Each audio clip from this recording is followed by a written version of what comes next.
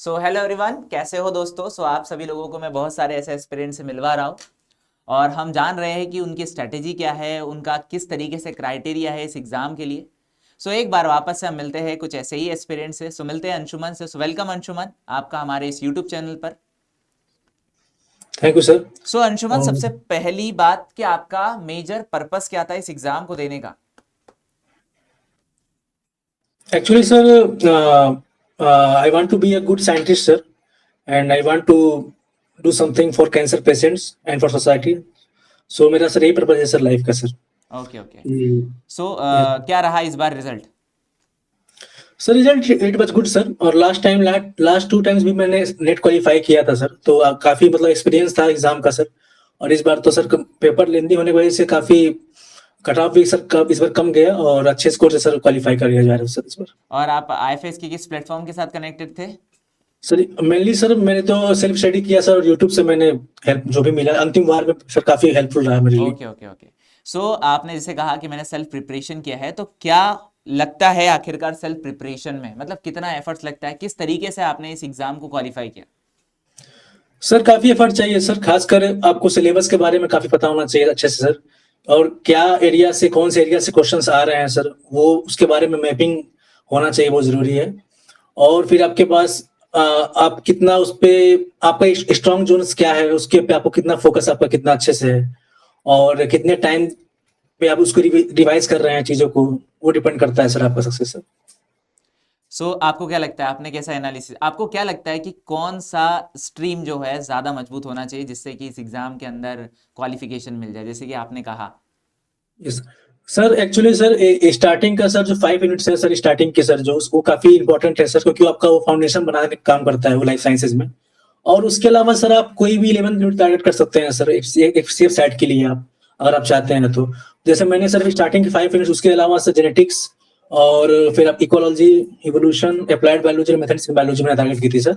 और मैंने 5+5+1 स्ट्रेटजी अपनाई थी सर, कि स्टार्टिंग के 5 यूनिट्स, और फिर ये जो 5 यूनिट्स थे उसके बाद सर मैंने डाइवर्सिटी वाले चैप्टर से और एनिमल फिजियोलॉजी से भी मैंने कुछ कुछ पॉइंट पढ़ लिया था जहां से क्वेश्चन आने की संभावना थी सर। तो ये मेरी स्ट्रेटजी थी सर। आपने अपना जो स्ट्रेटेजी, आपने जैसे कहा सेल्फ है, तो आपने कहाँ से इसको पढ़ा है सारी सर नॉलेज। मैंने सर ये सब प्रिपरेशन काफी पहले स्टार्ट कर दी थी सर, मैंने ग्रेजुएशन में ही स्टार्ट कर दी थी प्रिपरेशन सर इसकी मैंने सर। तो सर मैंने ग्रेजुएशन भी किया, और उसके बाद सर एक आईएफएस की सर बायो साइंस की एक बुक है गैट बी के लिए, गैट बी और टिफर टिफर के लिए, वो किताब काफी थी सर। तो मैंने उस समय उस किताब को मैंने ऑर्डर किया था सर, मैंने मंगाया था किताब को, और मैंने एग्जाम दिया था सर उस समय गैट बी का। तो उसमें I secured sir I daring 55 मैंने सिक्योर किया था sir. Then I pursued my masters from BHU sir. और उसके बाद सर मैंने नेट भी 3 बार क्वालिफाई किया है सर, गेट भी क्वालिफाई किया है सर, और भी जो वेरियस एग्जाम है सर आपके क्या बोलते हैं ये पीएचडी एंट्रेंस एग्जाम्स होते हैं सर, तो उसको ही मैंने क्वालिफाई किया सर अच्छे रैंक से। सिर्फ हार्ड कॉपी से क्लियर हो जाता है एग्जाम, या फिर आपने कुछ और एक्स्ट्रा किया है, किस तरीके से आपने बाकी सारी यूनिट्स को पढ़ा है। मतलब मैं तो सीएसआर के लिए स्पेसिफिकली आपसे पूछ रहा हूँ। बिल्कुल बिल्कुल सर। एक्चुअली सर मैंने बताया वैसे आपको मैंने कि सर मैंने स्टार्टिंग से प्रिपरेशन कर दी थी सर, स्टार्ट कर दी थी सर। तो मैंने सर अपने नोट्स बनाए थे सर स्टैंडर्ड बुक से सर। और मैंने सर उसको, और फिर जो सिलेबस था सर सीएसआर का सर, मैंने उससे अपना सिलेबस को काफी मॉडिफाई किया था, मतलब मैंने जो भी इसमें चेंजेस थे सर मैंने किए थे। और मैं पीवाईक्यू सॉल्व करने के टाइम पे सर जो जो जहां जहां से क्वेश्चन आ रहे थे सर पिछले 5 साल से सर, तो उस एरिया को मैंने हाईलाइट किया था अपने नोट्स में सर। और फिर यूट्यूब पे सर अंतिम और आखिरी बार का भी काफी हेल्प रहा उसमें सर, क्योंकि उसमें सारी चीजें बहुत मैपिंग से मिल जाती है कि क्या आने की प्रोबेबिलिटी कहाँ से है। तो वो मेरे लिए काफी हेल्पफुल थी सर वो चीज। तो आपका मास्टर्स कब हुआ है वैसे। सर लास्ट ईयर सर 2024 में। अच्छा, 2024 के अंदर। आपको क्या लगता है इस एग्जाम के लिए आपने क्या एनालिसिस किया है फिर सेल्फ से। सर एग्जाम पे सर आपको सर सबसे पहले आपको कॉन्फिडेंस होना चाहिए सर कि यू कैन क्रैक इट, और आप कॉन्फिडेंस के साथ अगर प्रिपरेशन करते हैं सर, और आप अच्छे यूट्यूब चैनल जैसे आईफएस है सर, काफी मतलब काफी रिकमेंडेड, मतलब मैंने बहुत लोगों को रिकमेंड भी किया आईफएस के बारे में कि भाई यूट्यूब पे काफी इतनी अच्छी क्लासेस चल रही हैं सर। तो अगर अगर कोई बच्चा सिंसियर है सर, जो अपने स्टडी को लेकर काफी सिंसियर है, और अगर वो थोड़ा सा भी अगर एग्जाम मैपिंग सीरीज भी देख लेता है सर लास्ट का 2 मंथ सर, तो वो इजिली क्रैक कर सकता है एग्जाम सर, विद ऑल अच्छे रैंक से सर। आपका स्ट्रेटेजी क्या था इस एग्जाम को अटेम्प्ट करने का, मतलब कैसे आपने पार्ट बी, पार्ट सी और पार्ट ए को टैकल किया। सर मैंने सर लास्ट 2 टाइम्स भी मैंने नेट क्वालिफाई किया था सर, तो मैंने सर पार्ट बी और पार्ट सी के भरोसे ही किया था सर। और मैंने जहां तक मैंने फोकस किया था कि पार्ट सी को पहले स्ट्रांग करते हैं, क्योंकि सर उसका वेटेज काफी ज्यादा है सर। और उसमें आपको एप्लीकेशन बेस्ड सारे क्वेश्चंस आते हैं सर। तो मैंने कोशिश यही रखी थी कि मुझे जो भी पढ़ना है उसको समझ के पढ़ना है, रट्टा नहीं मारना है मुझे, और जितना जितना मेरा कॉन्सेप्ट अच्छा होगा सर उतना मेरे लिए बेनिफिट होगा सर पार्ट सी में सर। और पार्ट बी के लिए सर फिर मैंने मैपिंग सीरीज आपकी एक बुक भी थी, आपने लॉन्च की थी आईएफएस की सर मैंने, तो उसको लास्ट 1 मंथ में मैंने सर उसको मैंने देखा था, मैंने ऑर्डर किया था किताब को सर। तो मैंने वहां से पार्ट बी के लिए थोड़ी प्रैक्टिस क्वेश्चन मैंने बनाया था, देखा था मैंने, और फिर रिवाइज किया मैंने उसको सर, और काफी मतलब अच्छा रिजल्ट रहा सर। क्या अटेम्प्ट था इसका वाला पार्ट सी पार्ट बी के अंदर?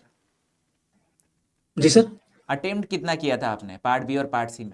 जी सर। सर इस बार सर मैंने पार्ट सी में सर मैंने, क्योंकि सर पेपर लेंथी था सर तो काफी क्वेश्चंस मिल नहीं रहे थे इस बार सर, तो मैंने 20 अटेम्प्ट किया था सर, जिसमें से मेरा 18 सही हुआ था सर।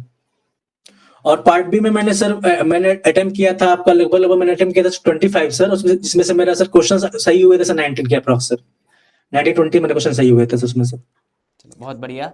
सो फाइनली आपसे एक क्वेश्चन कि आखिरकार इस एग्ज़ाम के लिए जो आपने प्रिपरेशन करा है उसके लिए कुछ गाइडेंस करना चाहोगे आप हमारे सारे एस्पिरेंट्स को, कि कैसे आपने सेल्फली इन सारे कॉन्सेप्ट को पढ़ना चाहा और कौन से ज़्यादा टॉपिक के ऊपर ज़्यादा एफर्ट्स लगाए हैं?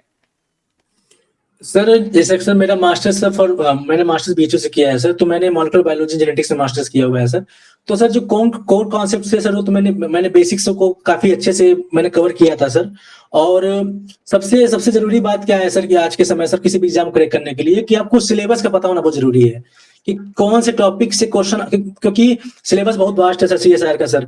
तो उसमें अगर आपको पता नहीं रहेगा कि सिलेबस में से क्वेश्चन आ कहाँ से रहे हैं, क्वेश्चन को हमको क्या, सर एग्जाम क्वालिफाई करने से को सबसे जरूरी ये भी बात है कि हमको छोड़ना क्या क्या है सर। पढ़ने के अलावा हमको ये पता होना चाहिए कि हमको स्किप क्या क्या करना है, क्योंकि सर क्वेश्चंस काफी रहते हैं सर।